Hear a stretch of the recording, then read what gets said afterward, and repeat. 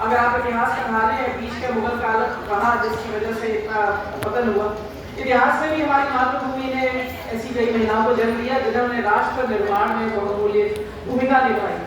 हम सब जानते हैं खूब लड़ी मतानी और झांसी वाली रानी थी, इनके कहे बगैर तो हम इस बात को भी पूरा नहीं कर सकते। इसी प्रकार रानी अहिल्याबाई होलकर, इनके शासनकाल में धर्म, शिक्षा और सामाजिक सुधार के अनेकों कार्यक्रम हुए।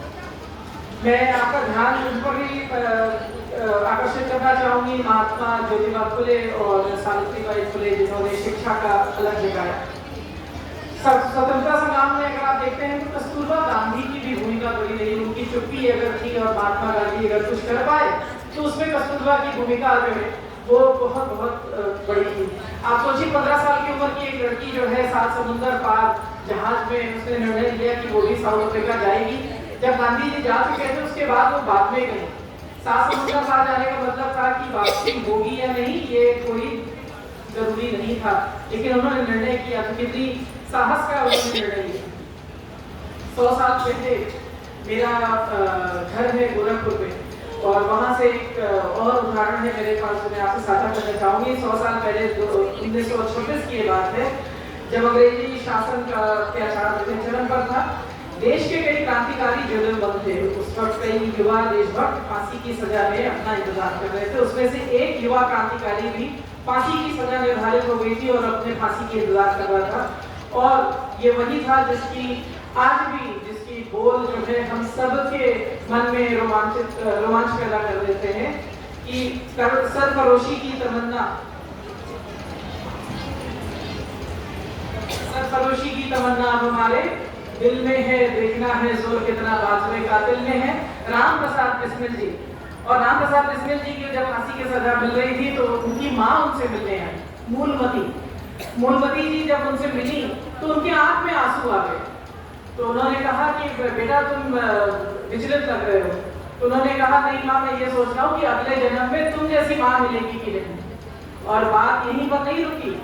जब उन्हें फांसी की सजा मिल गई तो उसके बाद मूलमती जी जब लोगों ने उनसे शोक संदेश दिया तो उन्होंने कहा कि ये तो मेरा एक बेटा था, मेरा तो एक बेटा और भी है, और ये भी राष्ट्र के सेवा के लिए मैं इसको भी न्यौछावर कर दूंगी।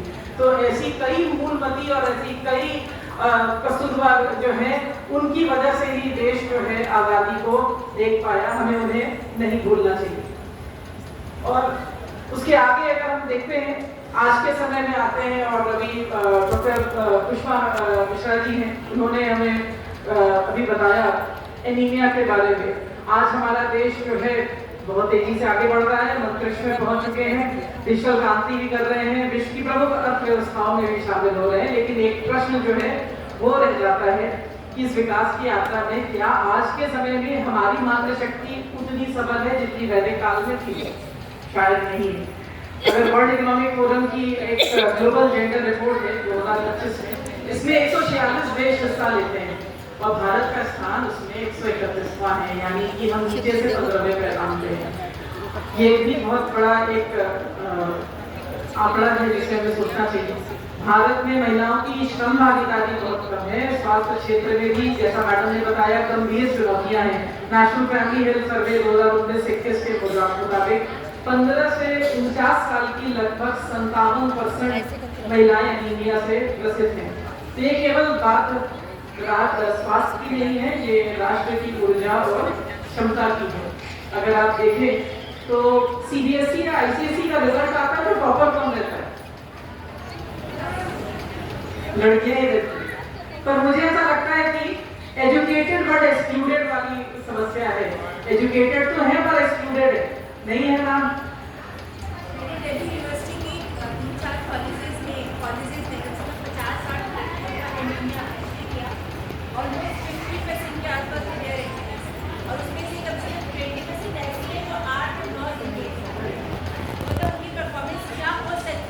हम लोग तरफ का ना पंखा भी नहीं चल रहा, गर्मी लग रहा है इतना, आए भी वैसी गर्मी में। मैडम अभी आपका भी मैं सुन रही थी एलिना मैडम का, और यही समझ में आ रहा था कि अगर एक महिला बीमार पड़ी हुई है तो फिर वो देश के लिए सेवा कर कैसे पाएगी? देश का क्या वो अपना काम कैसे कर पाएगी? और यहीं पर सबला और अल्लाह की जो बात आती है वो आकर के रुक जाती है। तो ऐसे में हमें आत्ममंथन करना पड़ेगा कि डिसीजन मेकिंग रोल्स में महिलाएं कब तक शामिल नहीं हो पाएंगी। मैं अगर अपना छोटा सा अगर साझा करूँ अपना एक्सपीरियंस, तो मेरा जो पॉलिटेक्निक मेरा जो कैंपस है जीबी पंत कैंपस, उसमें दो हिस्से रहे हैं। एक पॉलिटेक्निक विंग है, 1965 में स्थापित हुआ जीबी पंत पॉलिटेक्निक, और बहुत ही मशहूर पॉलिटेक्निक रहा है, अपने समय बहुत एस्टैब्लिश रहा है। उसमें 1965 के बाद 2026 हो गया, 61 साल में पहली बार एक महिला निदेशक बनी। तो समय लगता है, चीजें बदलती हैं और कई एडजस्टमेंट करने भी पड़ते हैं। जब हम आप एक पुरुष प्रतापक जब हम समाज में जाते हैं तो उनको भी कई एडजस्टमेंट करने पड़ते हैं, लेकिन संघर्ष को छोड़ना नहीं है, रास्ता इसी से निकलेगा और आपको आगे बढ़ते जाना है। और कहते हैं ना कि आप आगे बढ़ेंगे तो कारवा भी आपके साथ बढ़ता चला जाएगा, और इसी की सारी मिसाल इन सारी बहनों ने दिया। और मैं एक बार फिर से आप सभी मातृशक्ति को प्रणाम करती हूँ, आपको बहुत सारा शुभकामनाएं, और साथ में अंजलि दीदी का फिर से धन्यवाद। कोई त्रुटि हो गई है तो क्षमा चाहूंगी। धन्यवाद। भारत माता की जय। जय।